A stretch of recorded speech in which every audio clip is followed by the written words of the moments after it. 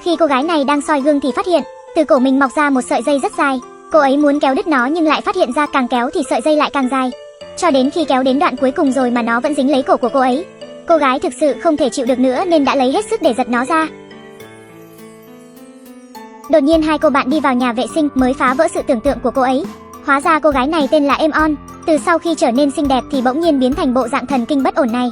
Mà mấy hôm trước cô ấy còn là một cô gái vừa mới chuyển trường thường xuyên bị các bạn học ghét bỏ. Còn cô bạn Pon vì sở hữu gương mặt xinh đẹp như thiên thần mà luôn nhận được ánh mắt ngưỡng mộ của các bạn. Vì để trở nên xinh đẹp, Emon đã lên mạng để tìm kiếm đủ mọi cách. Cho đến hôm nay khi một bản hợp đồng thần bí được gửi đến cho Emon và tự xưng rằng bản thân có thể thực hiện nguyện vọng trở nên xinh đẹp cho cô. Nhưng trước mắt hợp đồng giữa hai người họ phải được giữ bí mật với tất cả mọi người. Mà Emon cũng không nghĩ nhiều mà lập tức đồng ý. Rất nhanh từ bên ngoài đã truyền đến âm thanh của tiếng gõ cửa. Đợi đến khi Emon ra mở cửa thì phát hiện ra trước cửa có để một chiếc hộp màu đen.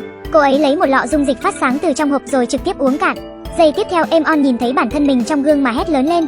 Ngày hôm sau khi Emon tới trường thì tất cả các bạn đều vô cùng kinh ngạc, cô ấy thực sự đã trở nên xinh đẹp. Các bạn đều không chờ đợi nổi mà chạy tới để chụp ảnh cùng với cô. Chưa tới một tuần mà số lượng fan của Emon đã chiếm hạng đầu tiên. Còn cô bạn Pon bị tụt hạng thì lập tức muốn tìm đến chỗ Emon để đối chất, nhưng lại phát hiện ra cô ấy không có ở phòng học, mà Emon lúc này đang bị các bạn học hỏi bí quyết để trở nên xinh đẹp. Nhưng khi cô ấy vừa định nói ra bí mật thì bỗng nhiên đèn trong nhà vệ sinh bỗng vụt tắt, còn bản thân cô thì bị rơi vào ảo ảnh. Emon đoán ra được đây là đối phương đang cảnh cáo cô việc không giữ lời hứa. Emon bị dọa cho sợ hãi vội vàng rời khỏi nhà vệ sinh, nhưng rất nhanh cô ấy đã bị Pon chặn lại. Vì để thoát khỏi sự chất vấn của Pon, cô ta liền nói dối rằng mình đã đi phẫu thuật thẩm mỹ. Nhưng Pon căn bản là không tin chuyện một đêm có thể hoàn thành xong phẫu thuật. Emon sợ rằng sẽ xảy ra chuyện nên đã không nói ra đáp án cho Pon biết. Đột nhiên Pon bỗng cướp lấy túi đồ của Emon để tìm kiếm đáp án. Tôi nghe nói đó là một loại thuốc thần bí, đúng không? Cho nên cậu mới không thể nói cho tôi biết. Trong lúc giằng co, Emon đã vô tình làm xước móng tay của Pon. Nhân lúc cô ta bị thương, Emon liền vội vàng rời khỏi hiện trường. Tuy nhiên khi Emon quay về nhà lại càng lúc càng kỳ quái. Cô ấy đang không ngừng hít số máu ở trên đống khăn giấy để duy trì hiệu quả xinh đẹp. Tới ngày thứ hai, nhà trường có tổ chức một hoạt động quay phim. Vốn dĩ họ định mời Pon đến làm người mẫu, nhưng sau khi biết tin Emon đã trở thành tiêu điểm của toàn trường nên họ đã từ bỏ Pon. Nhìn thấy tất cả chuyện này, Pon vô cùng phẫn nộ. Vì để điều tra ra bí mật của Emon mà Pon bắt đầu lục lọi hộp cơm của cô ấy. Kết quả là lại ngửi thấy một mùi hương kỳ quái truyền đến. Thế là Pon bắt đầu theo dõi mọi hành tung của Emon. Thậm chí cô ta còn chuyển tới cạnh nhà Emon để nghe lén cô ấy. Tuy nhiên cùng với sự thay đổi của thời gian, Pon bắt đầu trở nên càng ngày càng xa sút. Mà Emon thì đã biết từ sớm Pon đang theo dõi mình. Cô ấy nhét một tờ giấy qua khe cửa để đưa cho Pon, rồi cảnh cáo cô ta đừng tự tìm rắc rối nữa. Pon bị chọc giận trực tiếp tìm đến chỗ Emon để gây chuyện. Kết quả là để thầy giáo phát hiện ra hai người họ đang đánh nhau nên đã giáo huấn cho hai người một trận. Emon cầu xin Pon đừng bắt mình nói ra bí mật nữa, nhưng Pon vẫn cố tình muốn vạch trần Emon. Cô ta lấy ra một đoạn video, bên trong đó ghi lại cảnh Emon đang ăn sinh vật thí nghiệm trên lớp giải phẫu. Vì bị ép đến đường cùng nên Emon đã nói ra lời nguyền bí mật, nhưng Pon vẫn không tin thứ lời nguyền kia có thể làm hại đến bản thân mình. Sau đó Pon yêu cầu Emon phải đưa cô ta về phòng của mình. Tuy nhiên khi vừa mở cửa ra liền ngửi thấy một mùi thối nồng nặc bốc ra. Nhưng đối với Emon thì mùi vị này chính là thứ khiến cô ta trở nên xinh đẹp. Nhưng người một lòng muốn trở nên xinh đẹp như Pon vẫn cố tình đi vào bên trong. Trên kệ sách cô ta đã tìm thấy lọ dung dịch trở nên xinh đẹp. Cô ta uống một hơi cạn sạch. Tuy nhiên cô ta vẫn không nhận ra rằng Emon vì phá vỡ lời nguyền đã trở nên vô cùng quỷ dị. Hóa ra dung dịch này đều là nước bọt của những người mà Emon giết chết. Chỉ cần uống hết nó thì sẽ biến thành công cụ giết người. Mà Pon sau khi uống hết nó cũng đã biến thành một công cụ giết người của Emon. Có ai không? Chàng trai này đang ăn ở một quán ăn nổi tiếng ở trường. Trong lúc ăn cơm cậu ấy vô tình cắn phải một miếng thịt kỳ lạ. Lúc cậu ta lấy chiếc thìa vớt miếng thịt lên mới phát hiện chữ cái trên đó giống hệt với hình xăm của bạn mình. Mọi người nhìn thấy xong liền bị dọa cho sợ hãi mà nhảy bổ lên. Mà người chủ tiệm lúc này đang để lộ ra một nụ cười quỷ dị. Hóa ra cửa tiệm mới mở này sau một đêm đã trở nên nổi tiếng khắp trường học. Chỉ bởi vì bà chủ đã nghiên cứu ra một loại canh xương khiến cho tất cả mọi người đều mê mệt. Nhưng không có ai biết được món canh này được làm ra bằng cách nào. Nhất thời trên mạng bỗng trở nên xôn xao vì món ăn này. Nhưng Merwan hiếu kỳ lại nhất quyết muốn tìm ra đáp án. Ngày nào cậu ấy cũng tới quán ăn đó để livestream. Hôm nay cậu ấy nhân lúc bà chủ đi rửa bát muốn mở nắp nồi canh ra trước ống kính. Không may lại bị bà chủ kịp thời có mặt tới chặn lại. Nhưng Merwan vô cùng nghi ngờ nên nhất quyết muốn công khai bí mật của bà chủ. Trong lúc giằng co cậu đã vô tình làm đổ nồi canh của bà ấy. Chiếc xương chó bị rơi ra ngoài nhanh chóng bị lan truyền trên mạng. Những người bạn học bên cạnh đều đang chỉ trích bà ta vì đã dùng xương chó để nấu canh.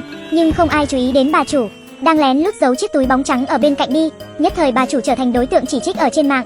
Ngược lại Merwan vì vạch trần được chân tướng mà đã trở thành anh hùng của cả trường. Nhưng cậu ấy không biết được chuyện này đã mang đến cho mình hại diệt thân. Trong lúc đi cầu thang bỗng một người đàn ông bỗng đụng trúng cậu ấy rồi nhanh chóng tháo chạy. Sau khi phản ứng lại, Merwan liền đuổi theo anh ta. Lúc đuổi đến sân bóng rổ thì anh bỗng nhìn thấy đối phương đang đứng chờ mình ở đó.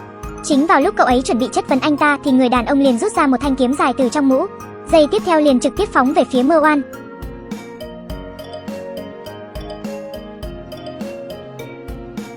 Anh bị dọa sợ liền xông ra ngoài nhưng lại bị một tấm lưới đen vây kín. Đợi đến khi cậu ấy thoát ra được thì người đàn ông kia đã biến mất. Chỉ nhìn thấy hai người bạn đang kinh ngạc mà nhìn mình. Anh nghi ngờ rằng đây là chiêu trò của bà chủ, thế là cậu ấy liền chạy tới quán của bà ta gây chuyện, rồi còn chỉ trích bà chủ vì để báo thù nên đã cho người theo dõi mình. Nhưng bà ấy dường như là không hề biết những chuyện mà Merwan đang nói. Lúc này anh nhìn thấy bức ảnh ở trên bàn, nhất thời hiểu hết được tất cả. Cậu ấy cho rằng người đàn ông áo đen kia chính là con trai của bà ấy. Nhưng người đàn ông bên cạnh lại nói với Merwan con trai của bà chủ đã chết từ lâu rồi, thậm chí còn bị người ta chặt đầu đến nay vẫn chưa tìm thấy. Chính vào lúc này người lãnh đạo của trường học bổng đi tới giải thích, chỗ xương chó trong nồi canh hôm trước chỉ là phần xương gà mà thôi. Sự việc sau khi bị bại lộ, cư dân mạng bắt đầu bạo phát. Tất cả mọi ý kiến đã từng đổ về phía bà chủ lại bắt đầu hướng về phía Merwan. Vì để nổi tiếng mà không màng đến thủ đoạn, qua một đêm anh đã trở thành đối tượng công kích của tất cả mọi người trong trường. Chính vào lúc này một chú mèo bên cạnh đã chú ý sự chú ý của cậu ấy.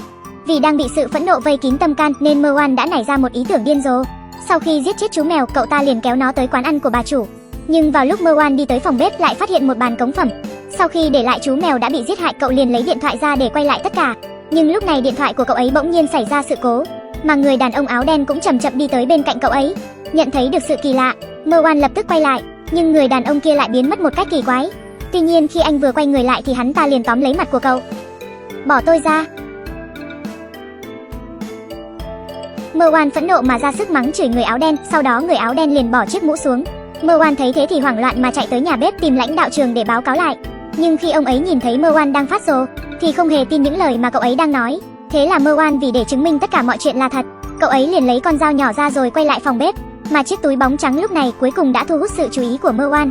Nhưng đợi đến khi cậu ấy mở chiếc túi ra thì phát hiện ra bên trong lại là một chiếc đầu người. Chết tiệt. Tôi sợ quá. Làm ơn dừng lại đi. Đủ rồi, con trai. Bà chủ đến nơi nhìn thấy cảnh tượng này thì bắt đầu ngăn người áo đen lại. Bà ấy vừa lên tiếng người áo đen lập tức tan biến. Bà ấy đi tới phía trước để bọc lại chiếc túi đựng đầu của con trai mình lại. Sau đó chậm chậm nói ra chân tướng về món canh kia. Hóa ra vì để khôi phục lại việc kinh doanh của quán ăn, bà ấy đã chặt đầu con trai mình để làm món chính.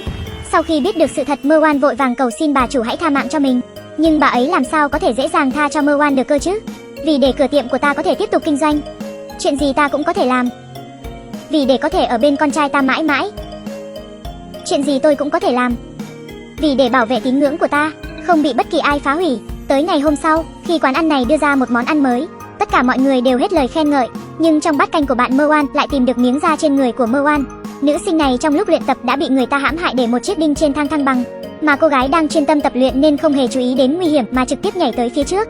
Giây tiếp theo cô gái giẫm mạnh vào chiếc đinh rồi ngã xuống đất mà gãy cổ. Từ sự việc đó trở đi, trong phòng thể dục bỗng phát ra một âm thanh kỳ dị. Mà Tawin gan dạ vì để hóa giải bí mật này mà đã xông vào bên trong phòng thể thao vào lúc sáng sớm.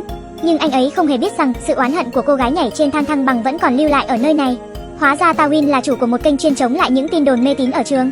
Anh ấy thường xuyên đi đến những nơi mà dân cư mạng phát hiện ra điều kỳ dị để livestream phá giải. Mà hôm nay anh ấy lại nhìn thấy 3 lời tuyên truyền quỷ dị có liên quan đến mình. Thế là Tawin liền kéo theo cậu bạn của mình, lén trốn vào trong trường để chuẩn bị vạch trần câu chuyện này.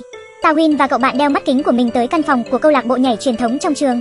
Bởi vì lo lắng sẽ bị bảo vệ phát hiện nên hai người họ chỉ có thể thắp nến lên. Các dân cư mạng ở trước màn hình đều nhắc nhở Tawin đừng tự tìm đến đường chết. Nhưng vào lúc anh ấy đang trả lời lại họ thì chiếc đầu thần khỉ ở phía sau bỗng quay lại. Đợi đến khi Tawin quay lại kiểm tra thì chiếc đầu khỉ đó lại bất động nằm yên ở đó. Lúc này Tawin liền giải thích với mọi người rằng vốn dĩ người biểu diễn vai thần khỉ này là một người con trai có xu hướng tính dục là nữ. Nhưng những người bạn đều phản cảm với sở thích cũng như vẻ ngoài của anh ấy. Vì phải thường xuyên chịu sỉ nhục nên trong một lần biểu diễn đã đổi đạo cụ thành đồ thật và giết chết người bạn đã sỉ nhục mình ngay trên sân khấu.